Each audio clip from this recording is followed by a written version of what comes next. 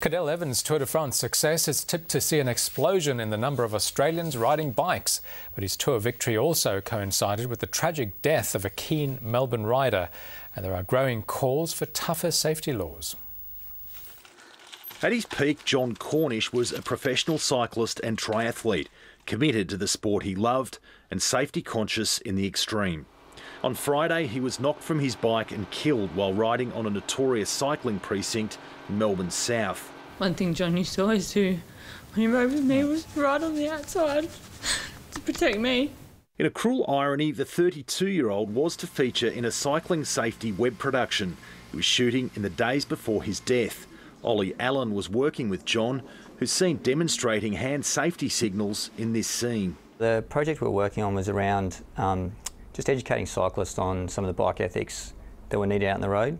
In 2008, semi-professional cyclist Michael Forbes was clipped by a truck less than 200 metres from the site of Friday's fatality. I was ricocheted into the back of the park four-wheel drive and broke my neck very high up. As a result of the accident, Michael is now a quadriplegic and a fierce advocate for road safety, but he maintains it's a two-way street. Cyclists need to understand that it may not be them that gets hit, but it might be somebody else.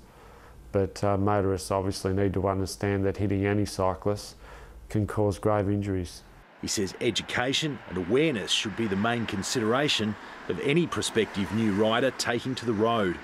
Current Australian road rules permit vehicles to pass one another at a so-called safe distance, but there's no legislated measure, and that, according to cycling safety advocates, is the crux of the problem.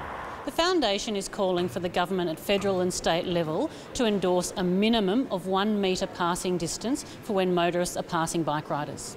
But according to those who knew him, any change promoting cycling safety would be a fitting legacy for John Cornish. If this would be part of his legacy, then I know he would be looking down on that with, just an amazing pride.